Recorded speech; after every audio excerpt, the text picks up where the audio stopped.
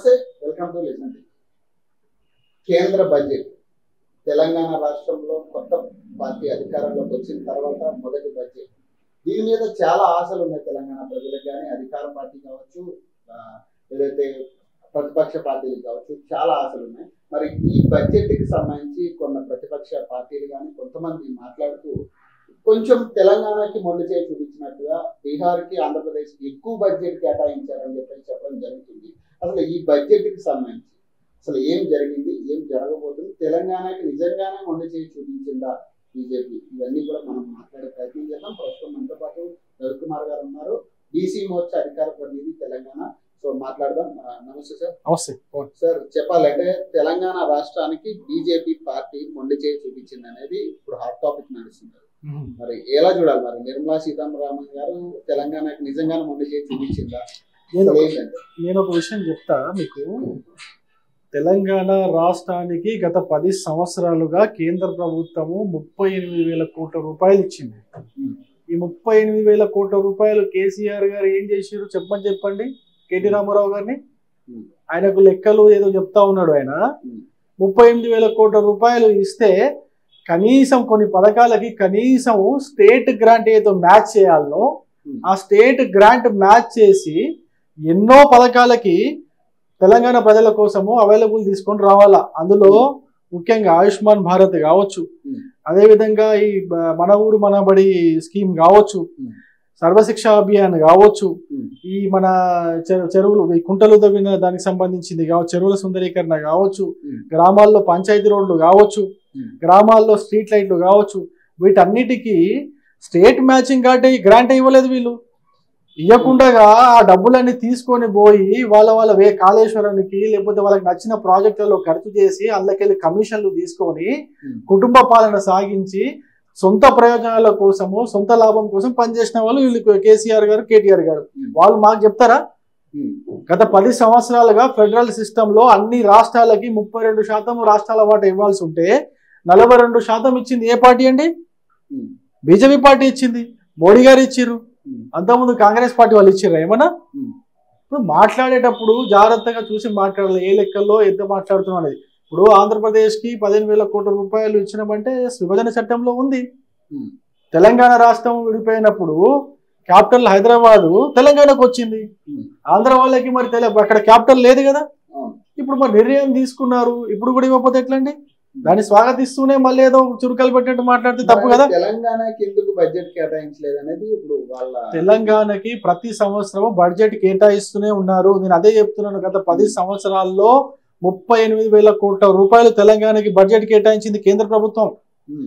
అనేక ప్రాజెక్టులలో విద్యుత్లో కావచ్చు, రైల్వేలో కావచ్చు, రోడ్ల విషయంలో కావచ్చు, సంక్షేమం కోసం కావచ్చు, అదేవిధంగా విద్య కోసం కావచ్చు, ఆరోగ్యం కోసం కావచ్చు, ఏ దాంట్లో డబ్బులు కేంద్ర ప్రభుత్వం కేటాయించలేదు ఒకసారి కేటీఆర్ గారు చెప్పండి. నేను ఛాలెంజ్ చేసి దేని కూర్చుంటాయంట డిస్కషన్ రమ్మని చెప్పండి. కనీసం 8 మంది ఎంపీలు ఉన్నారు, కనీసం 8 రూపాయలు కూడా బడ్జెట్ వస్తుందండి. ఏమంటున్నా, ఒకవేళ 8 మంది ఎంపీలు 8 మంది ఉన్నారు, ఆంధ్రప్రదేశ్ లో కూడా ఎంపీలు ఉన్నారు, తెలంగాణలో కూడా ఎంపీలు ఉన్నారు.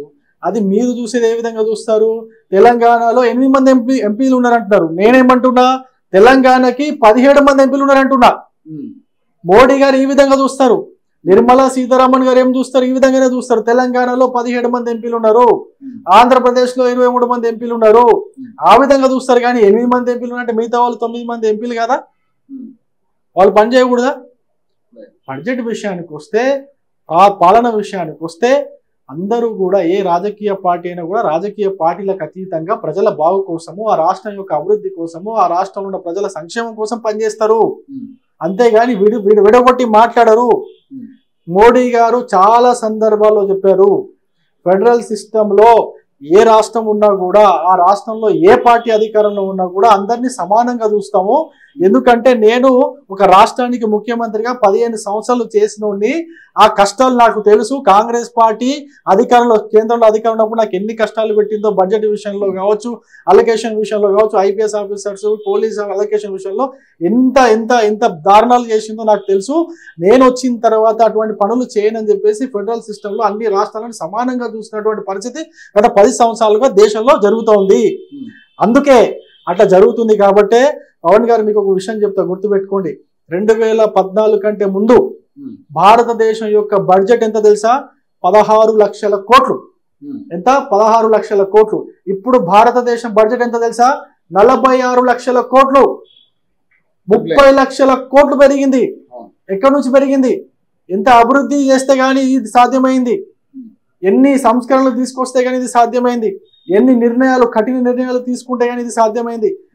ఎన్ని రాష్ట్రాలు, 26, 30 మొత్తం 26 ప్లస్ ఒక యూటీలో 30 రాష్ట్రాలను అన్ని కలుపుకొని అన్నిటినీ సమగ్రంగా అభివృద్ధి జరుపుతున్నటువంటి పార్టీ ఈ భారతీయ జనతా పార్టీ, మోడీ గారి ప్రభుత్వం ఒకటే. మరి తెలంగాణలో కూడా బడ్జెట్ సమావేశాలు స్టార్ట్ అవబోతున్నాయి. మరి ఏం ఎక్స్పెక్ట్ చేయొచ్చు? మరి తెలంగాణ రాష్ట్రంలో ఏమైనా అభివృద్ధి జరిగే ఛాన్స్ ఉందా లేకపోతే? తెలంగాణ రాష్ట్రానికి వస్తే గత 10 సంవత్సరాలుగా ఇదే కేటీఆర్ గారు, కేసీఆర్ గారు చేసినటువంటి పాలనలో రాష్ట్రం అప్పుల పాలైంది.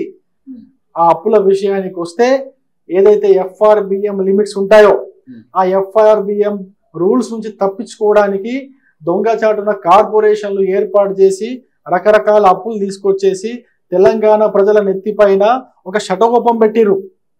తెలంగాణ పుట్టబోయే ప్రతి ఒక్క బిడ్డ నెత్తిపైన 2 లక్షల పైన అప్పు పెట్టిరు. వాళ్ళ యొక్క ఇంత చేసి ఏం చేసిరండి? తెలంగాణ రాష్ట్రంలో ఇప్పటికీ కూడా 45,000 స్కూల్స్ ఉన్నాయి. పవన్ గారు, 45,000 స్కూల్స్ గవర్నమెంట్ ఎయిడెడ్ స్కూల్స్ ఉన్నాయి. ఈ 45,000 స్కూళ్ళల్లో కనీస సౌకర్యాలు కల్పించలేకపోయారు కదండి వీళ్ళు. సర్వశిక్ష అభియాన్ కింద సెంట్రల్ గవర్నమెంట్ ఫండ్స్ పంపిస్తే ఆ ఫండ్స్ కి వీళ్ళు మ్యాచింగ్ గ్రాంట్స్ ఫండ్స్ పెట్టి ఈ 45,000 స్కూళ్ళల్లో అన్ని వస్తువులు కల్పించాలి, వీళ్ళు కల్పించలేకపోయారు. గత 10 సంవత్సరాలుగా 2,96,000 కోట్ల రూపాయల బడ్జెట్ పెట్టారు. పోయిన సంవత్సరం 2,96,000 కోట్ల రూపాయల బడ్జెట్ పెడితే అందులో ఖర్చు చేసింది కేవలం 1,80,000 కోట్లు. 50,000 కోట్లు డెఫిసిట్. ఒక 30-40 వేల కోట్లు అప్పులు రావాల్సింది